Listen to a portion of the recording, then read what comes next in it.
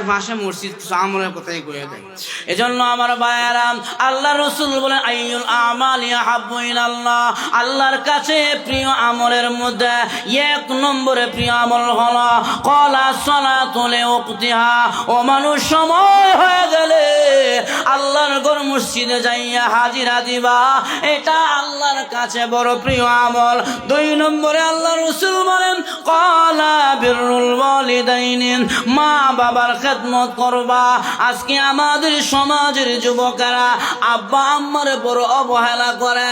সমাজে এমন যুবক আছে রে, টাকা না দিলে মার উপরে সন্তান হাত ওঠায়, বাবাকে বাড়ি থেকে বের করে দেয়, পত্র পত্রিকা খুললে দেখা যায়। অথচ আল্লাহর নবী বলেন, আরে উম্মতের যুবকেরা, আল্লাহর কাছে প্রিয় আমলের মধ্যে মা বাবার খেদমত করা, এটাও আল্লাহর কাছে বড় আমল। আমার তেলাওয়াত কি তো আয়াতের মধ্যে আল্লাহ এই কথা জানায় দিয়েছে, আমি আল্লাহর ইবাদত করার পরে ওয়াবিল ওয়ালিদাইনি ইহসান, তাদের মা বাবার খেদমত করবা, আব্বা আম্মার সেবা করবা। আল্লাহর কোরআনের আরেক আয়াতের মধ্যে আল্লাহ জানায় দেয়, আনিশকুরুলি ওয়ালি ওয়ালিদাইকা, আমি আল্লাহর শুকরিয়া আদায় করার পরে মা বাবার শুকরিয়া আদায় করবা। আরে যুবক, আব্বা আম্মার শুকরিয়া কেন আদায় করবা না? আল্লাহর নবী কয়, যুবকরা রে, ভালো করিয়া শুনিয়া লও, এই মা বাবা কি জিনিস। আমার নবী কয়, ক্বালা রাসূলুল্লাহ সাল্লাল্লাহু আলাইহি ওয়াসাল্লাম, নবী হাদিসের মধ্যে জানায় দেয়, হুমা জান্নাতুকা ওয়া নারুকা, এই মা বাবা তোমার জান্নাত ও জাহান্নাম। আল্লাহর নবী, বিশ্ব নবী আরেক হাদিসের মধ্যে বলছেন, রাজার রব্বি ফি রাজাল ওয়ালিদাইনি, মা বাবা যদি কোন সন্তানের প্রতি রাজি আর খুশি হয়ে যায়, আসমান ওয়ালা আমার আল্লাহ ওই সন্তানের প্রতি রাজি আর খুশি হয়ে যায়। রাসূল কয়, বাপ মা যদি সন্তানের প্রতি রাজি আর খুশি হয়ে যায়, ওই সন্তানের প্রতি আল্লাহ রাজি খুশি হয়ে যায়। শুধু তাই নয়, আল্লাহর নবী আরেক হাদিসের মধ্যে বলেন, আল জান্নাতু তাহতা আকদামিল উম্মাহাত, ও দুনিয়ার পুরুষেরা, তোমাদের মা বাবার পায়ের নিচে হলো সন্তানের বেহেশত। কার পায়ের নিচে? আর যখন কার ভাব নিচে? আজকে আমাদের সমাজের এমন কিছু মানুষ আছে, আব্বা আম্মার সেবা করে না, কিন্তু ফিসাবের ভাও গিয়ে তেল মালিশ করে। আছে না নাই? নিজের মা বাবার মুখের মধ্যে এক টুকরা গরুর গোশত দেয় না, কিন্তু ফিরে দরবারে বড় বড় গরু নিয়ে যায়। ফিসাবের দরবার, বাপ্পার খবর নাই। ফির আর আমরা এমন একটা জাতি, যদি লম্বা পাঞ্জাবি আর টুপি আর ফাগরি দেখতাম পারি কেউ গায়ের মধ্যে আছে, তখন কই এর মতো মনে বড় বুজুর্গ আল্লাহর জমিনও নাই। ঠিক না? এমন বুজুর্গ আল্লাহর জমিনও নাই। আরে ভাই, টুপি আর দাড়ি আর ফাগরি দেখলে হুজুর মনে করেন না, মনে করলে ঝামেলা আছে। কি আছে?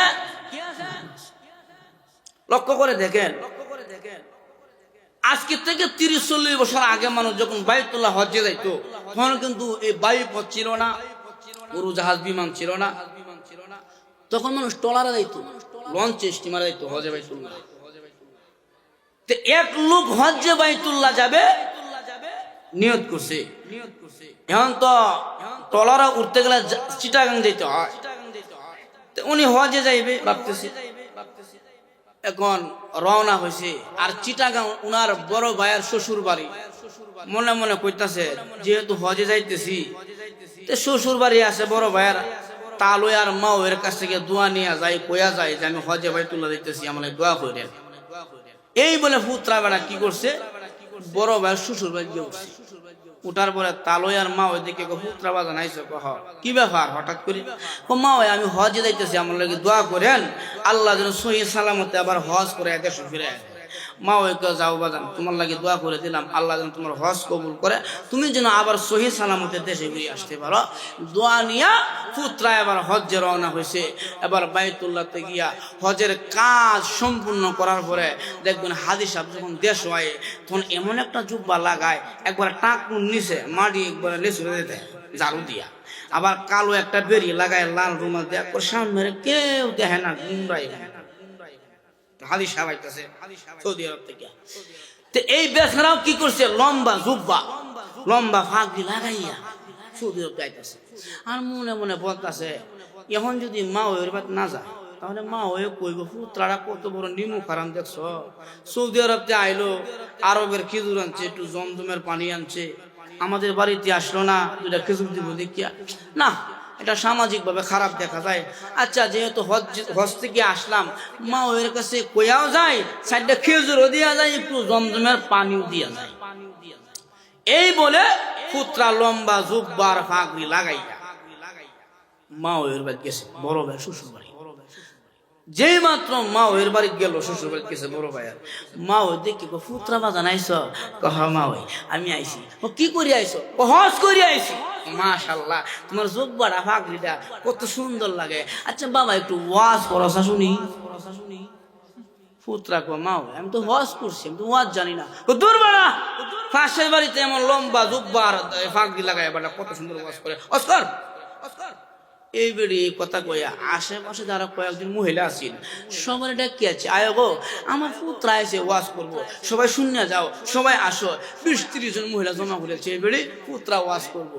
আচ্ছা বলেন যে বেলা মসজিদের মক্তব্য গেল না মাদ্রাসায় বারান্দায় গেল না এই বেলা ভাগরি জুব্বা লাগায় হজ যেতে আসে এবার ওয়াজটা কি করবো আর মহিলা মাসে এমন ভাবে ধরছে শুনার অভাব নাই। তখন পুত্রা কি করবো মহিলাদের সাফের মধ্যে পড়িয়া বেলা কানো ধরে ওয়াজ করে মাওয়াই গো চিটাগাং থেকে যখন জাহাজে উঠলাম পানি ছাড়া কিছুই দেখছি না জাহাজ যখন জেদ্দায় গিয়া লাগলো পানি ছাড়া কিছুই দেখছি না একবারটি গো